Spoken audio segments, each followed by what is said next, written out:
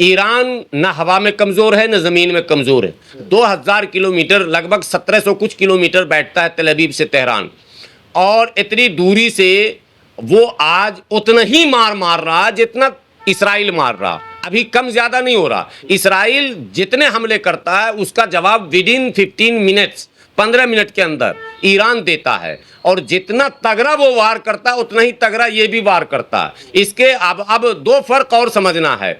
Israel के साथ Jordan है, जॉर्डन का पूरा एयर स्पेस है, पूरा एयर डिफेंस सिस्टम है। इसराइल के साथ इराक है। अब आप कहेंगे इराक है मतलब समझ गए, इराक में पूरा अमेरिकी फौज है, और अमेरिकी फौजों का जो कब्जा है तो एयर स्पेस फ्री है। तो जॉर्डन, इराक, सऊदी, कतर, तमाम मुल्कों के एयर स्पेस इसराइल के लिए ओपन है, खुले हुए हैं। ठीक है, वो उसी स्पेस में रिफ्यूलिंग भी करता है जेट के अंदर। लेकिन ईरान के साथ मसला ये है कि ईरान अगर भेजता है एक भी क्या कहते हैं मिसाइल, तो उसे पहले इराक में रोका जाता है अमेरिकी डिफेंस सिस्टम के द्वारा। फिर वहाँ से अगर निकल जाता है तो जॉर्डन की सेना रोकती है। जॉर्डन का बेशरम बादशाह भी उसमें शामिल है, उसने एलानिया कह रखा कि हम इसराइल के साथ हैं। जॉर्डन रोकता, और जॉर्डन से वो निकल जाता है, तब इसराइल का एयर डिफेंस सिस्टम एरो 3 वो रोकता है, फिर आयरन डोम रोकता है। इतनी रुकावटों को चीरता हुआ तेल अवीव की तस्वीर आप देखिए ना, आपके व्यूअर देखेंगे, खंडहर बन गया, खंडहर। ठीक है, और वेस्टर्न मीडिया कहती है खामनेई बंकर के नीचे छिप गए। तो नेतन्याहू कहाँ छिपे हैं? नेतन्याहू कहाँ घूम रहे हैं? जरा दिखाओ तस्वीर, कहाँ घूम रहे हैं? वो भी बंकर में छुपे हुए हैं। उनके भी सारी मीटिंगें जो हैं वो बंकर में हो रही हैं, वो अंडरग्राउंड हो चुके हैं। कई खबरों में तो यह आया कि वो मुल्क भी छोड़ चुके हैं, ये खबर भी चली, हालांकि इसकी पुष्टि नहीं है। लेकिन बंकर की तो पुष्टि बीबीसी ने की है कि नेतन्याहू बंकर में गए, और मीटिंगें जो हैं बजाय पार्लियामेंट के अब बंकर में हो रही है। तो ये प्रोपेगेंडा मत कीजिए। अल्हम्दुलिल्लाह खामनेई साहब ने कल मुल्क को खिताब किया, तो वो बनकर से खिताब किए थे या मुल्क के मीडिया के सामने आए? सार्वजनिक आकर उन्होंने मुल्क को खिताब किया, और उन्होंने कहा कि हम हुसैनी हैं, हम झुकने वाले नहीं हैं। मेरे जिस्म में वजन भले ही नहीं है, लेकिन मेरी शहादत भी मेरी जीत है। मेरी शहादत पर आप मायूस मत होना। ये मुल्क के लोगों को उन्होंने कहा कि अगर मैं शहीद कर दिया जाऊं तो आपको मायूस होने की जरूरत नहीं है, शहादत ही जीत है। जिस कौम ने ये ठान लिया है कि शहादत ही मेरी मंजिल है, अबे उस कौम को तू छेड़ रहा, उस कौम से तू जीत की उम्मीद कर रहा कि हम जीत जाएंगे। किसी कीमत पर नहीं जीत सकते हो। अरब के लोगों, आखिरी मौका है। तुमने अरब की सरजमीन से 12 से 14 ऐसे लीडरों को जो वर्ल्ड ऑर्डर चेंज करने की सलाहियत रखता था, तुमने खत्म करवाया। तुमने यासिर अरफात को मरवाया हेलीकॉप्टर दुर्घटना में। पूरे अरब के जासूसों ने मोसाद से मिलकर, इन कमीनों ने मोसाद से मिलकर यासिर अरफात की हत्या करवाई। इन लोगों ने सादात की हत्या करवाई। इन लोगों ने मोहम्मद मुर्सी को फांसी पर चढ़वाया। इन लोगों ने सद्दाम हुसैन को फांसी पर चढ़वाया। बेशर्मो, तुम्हारी गैरत कहाँ चली गई जब तुम्हारा पड़ोसी मुल्क का बादशाह, उसको कुर्बानी के दिन, ईद उल अजहा के दिन फांसी सिर्फ इस मामले पर दिया जा रहा कि उसने कुवैत पर हमला क्यों किया, ये जुर्म था उसका। और इसराइल पूरे फिलिस्तीन को नस्त नाबूद कर चुका है, आधे लेबनान को तबाह कर चुका है, आधा सीरिया को तबाह कर चुका है। उसको फांसी कब मिलेगी? ये हलक में जुबान ही नहीं है। चूंकि दिल में ईमान नहीं तो हलक में जुबान नहीं। हमारे मुल्क में जो आतंकवादी घटनाएं घटी, उसके पीछे भी अमेरिका, उसके पीछे भी अमेरिका। अभी जो पहलगांव में घटना घटी, इसके पीछे भी अमेरिका। अमेरिका के इशारे के बगैर दुनिया में कहीं कोई घटना, इसने सैकड़ों हजारों ग्रुप बना रखे हैं, और सबको इस्लाम का नाम दे दिया ताकि इस्लाम बदनाम हो जाए। सब में अल लगा दिया है, अल कायदा, अल फलां, अल मुजाहिदीन, अल फलां। ये सब अमेरिका की शैतानी चाल है, शरारतें हैं, और इन शरारतों के जरिए दुनिया में इस्लाम को बदनाम भी करता है और उभरते हुए मुस्लिम मुल्कों को कमज़ोर भी करता है। जब इराक उभर रहा था तो उसके साथ इसने इस तरह की हरकत की। अब ईरान उभर रहा है तो ईरान के साथ हरकत की। लेकिन जितना बड़ा मुजरिम अमेरिका है, इसराइल है, उतना ही बड़ा मुजरिम सऊदी का बादशाह है, उतना ही बड़ा मुजरिम अरब के वो तमाम हुक्मरान हैं जिन्हें सिर्फ हुक्मरानी चाहिए और कुछ भी नहीं चाहिए। पूरी दुनिया में दहशतगर्दी का जो बाज़ार गर्म है, उसकी वाहिद वजह, उसके जड़ में अगर कोई है तो वो अमेरिका है। दुनिया के तमाम मुल्कों में टांग अड़ाने की बीमारी अगर किसी को है तो वो अमेरिका को है। अमेरिका यूएनओ को अपना ग़ुलाम बना चुका है और अपनी उंगली के इशारे पर वो यूएनओ को नचाता है, चाहे वो सिक्योरिटी काउंसिल हो, चाहे दूसरे इदारे हों। अब आप ये देख लीजिए कि यूएनओ का एक इदारा है जो युद्धग्रस्त क्षेत्रों में परेशान लोगों को खाना पीना और दवाई सप्लाई करता है।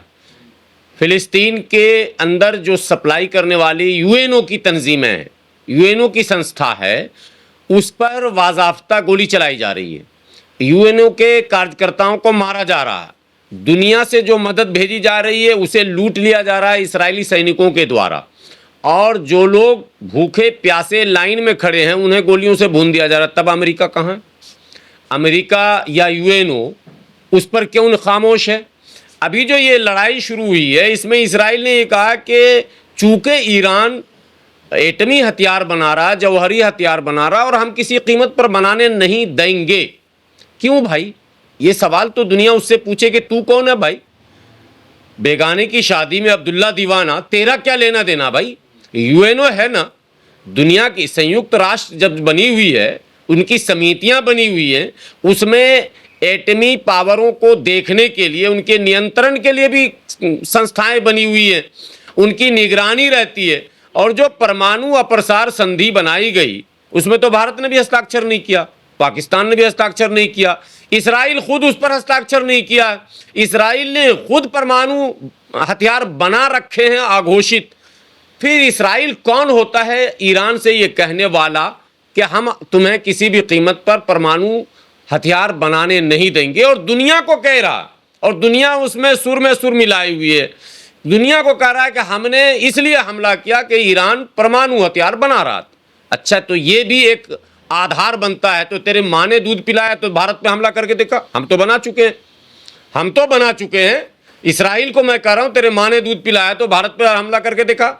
इतना बड़ा तू बहुत अगर है, तेरे माँ ने दूध पिलाया, पाकिस्तान पे हमला करके देखा, तू जर्मनी पे हमला करके देखा, और खुद अमेरिका पे हमला करके देखा। दुनिया में सबसे ज्यादा परमाणु हथियार तो अमेरिका पर है। लेकिन ये सारे बयानात और ये सारी करतूतें अमेरिका के इशारे पर होती हैं, और अमेरिका खुले तौर पर ईरान को कह रहा है कि बगैर शर्त तुम घुटने टेको। किस बात को लेकर? क्यों घुटने टेकें? कोई दुश्मन मुल्क हम पर वार कर रहा है और हम उसका जवाब नहीं दें? हम अगर सक्षम हैं तो जवाब देने का भी हमको अधिकार है। और दुनिया को चाहिए कि ऐसे जालिम पंजों को रोके, वरना दुनिया का बैलेंस बिगड़ जाएगा, और बिगड़ चुका है, लगभग बिगड़ने के करीब है। तमाम इम्कानात ऐसे लग रहे हैं कि थर्ड वर्ल्ड वार बिल्कुल दस्तक दे रहा है। किसी भी वक्त इसका ऐलान होगा। सिर्फ रूस की खामोशी या कूटनीति इस थर्ड वर्ल्ड वार पर लगाम लगाई हुई। अगर रूस अपने ईमानदारी पर आ जाए और अपने उन सहयोगियों के बचाव में खुलकर आ जाए जिसने रूस को मुसीबत में एक सच्चे दोस्त की तरह साथ दिया था, तो वर्ल्ड वार आज हो जाए या फिर अमेरिका सीधा हो जाए, दो काम में एक काम हो जाए। लेकिन अब देखिए G7 में गया ट्रंप, वहां से निकला एकदम, गया आन बान शान से, निकला भी आन बान शान से, और बोला, पत्रकारों ने पूछा कि क्या सीज फायर करेंगे? बोला नहीं, सीज फायर नहीं कराने जा रहे, हम कुछ ऐसा कराने जा रहे हैं कि दुनिया में जंग। अबे मूर्ख, दुनिया में जंग होगी नहीं। तू कौन इतना बड़ा बॉस हो गया कि दुनिया में तेरे माँ ने दूध पिलाया तो रूसी यूक्रेन का जंग रुकवाना 3 साल हो गया? वो तू बहुत बड़ा बॉस है तो तू जाके यूक्रेन और रूस का जंग रुकवा भाई। तो दुनिया में जंग नहीं होगा। तू ये ईरान को धमका रहा कि हम ऐसा कर देंगे कि दुनिया में अब जंग ही नहीं होगा। तो ईरान को अगर तू तबाह कर देगा तो दुनिया में जंग नहीं होगा। तो चाइना जो जापान के रेड सी पर और चाइना जो ताइवान पर हमले कर रही है उसको रुकवा दे। आज बगल में बर्मा में 10 साल से उथल पुथल है और लाखों लोगों को बर्मा की उस फौजी सरकार ने मार के निकाल दिया। तेरे माँ ने दूध पिलाया तो वहां जाकर उसको समझा ले। कहीं कुछ नहीं, सिर्फ मतलब सऊदी और अमेरिका की मिली भगत से। इसमें सबसे बड़ी भूमिका सऊदी की है। आज बता दे रहा हूं, कल भी प्रिंस का बयान आया है कि इस्राइल ने गलत किया हमला करके, ये तो ठीक है, लेकिन ईरान परमाणु संपन्न हो ऐसा मैं भी नहीं चाहता हूं। मतलब तो साफ है ना। तुम क्यों नहीं चाहते हो भाई सऊदी वाले चमचो?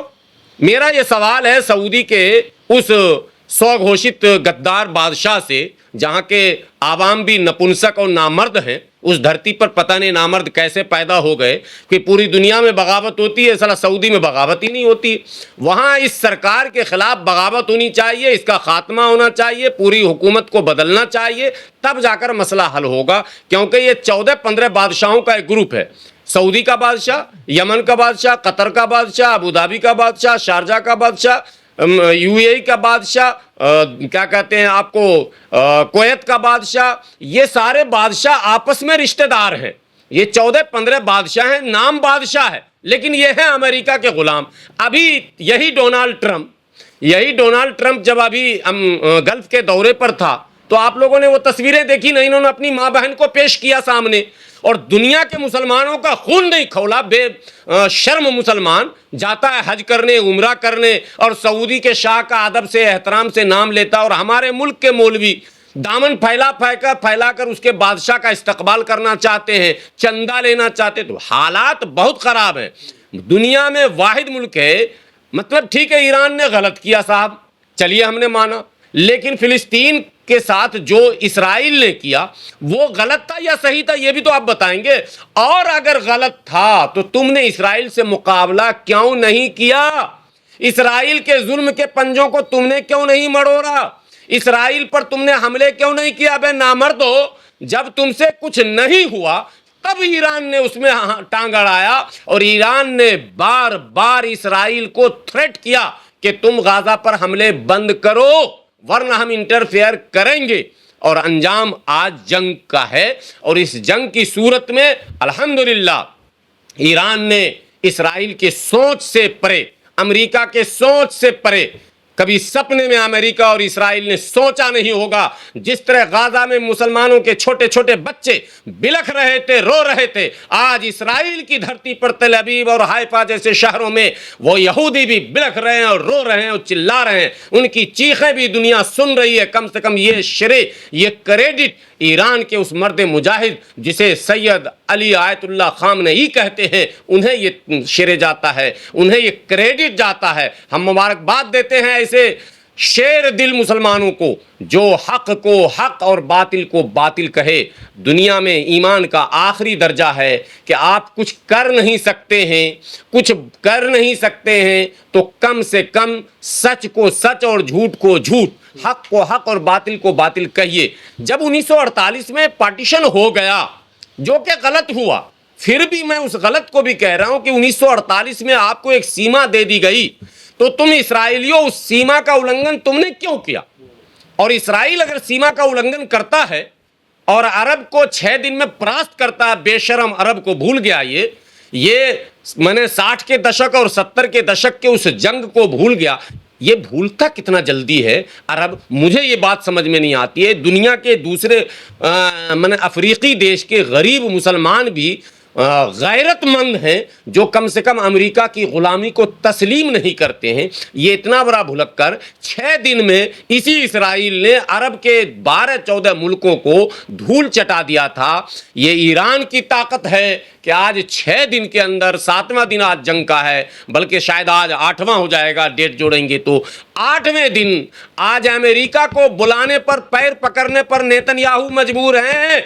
नेतन्याहू कह रहे हैं बाप मेरे जल्दी आओ, बाप मेरे जल्दी आओ वरना ईरान हमें ख़त्म कर देगा। और इंशाअल्लाह अमेरिका अगर इसमें टांग नहीं अड़ाता है तो 15 दिनों से ज़्यादा ये जंग नहीं चल सकती है। इसराइल के पास इतनी हिम्मत ही नहीं कि वो झेल पाए, और अमेरिका ने अगर टांग अड़ा दिया तो मिडिल ईस्ट का नक्शा बदल जाएगा। ये भी लिख कर रख लीजिए। अमेरिका के टांग अड़ाने का मतलब कतर ख़त्म, क्योंकि कतर में 12,000 अमरीकी फौज हैं, बेस है उनका, एयर बेस है। हमले उस पर होंगे 100%, और हमले होंगे तो कतर का कितना बड़ा नुकसान होगा। कतर का नक्शा, कतर है ही कितना बड़ा, हमारी दिल्ली का एक जिला जितना बड़ा है, कतर की आबादी उतनी ही है। दिल्ली शहर की आबादी 1 करोड़ से ज़्यादा है। कतर जो है वो 12-14 लाख का देश बना हुआ है।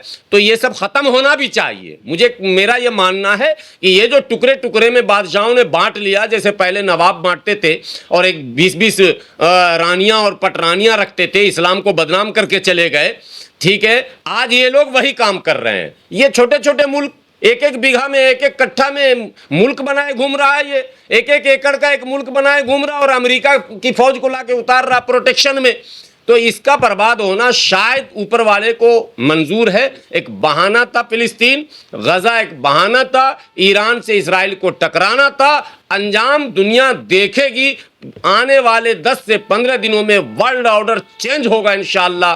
दुनिया में एक नई ताकत का वो उरूज होने वाला है। दुनिया में एक नया सूरज निकलने वाला है, जिसके रोशनी से सारे लोग सुकून महसूस करेंगे। ईरान का दावा यह है कि तेहरान का जो हवाई, लेकिन इंशाअल्लाह हालात बदलेंगे। 100 साल पहले कुछ और था। खिलाफत उस्मानिया का तख्ता पलटने वाले ये गद्दार बहुत दिनों तक चैन से नहीं रह सकते हैं। जिसने ऑटोमन एम्पायर को मतलब घुटनों के बल लाया था, उस खिलाफत को इन लोगों ने गद्दारी करके तबाह बर्बाद किया। उसमें शाह जॉर्डन शामिल है, उसमें शाह सऊद शामिल है, उसमें ये तमाम लोग शामिल हैं। इसका बदला देर सवेर आवाम उनको उनसे लेगी, ज़रूर लेगी, और उसी दिन वर्ल्ड ऑर्डर चेंज होगा।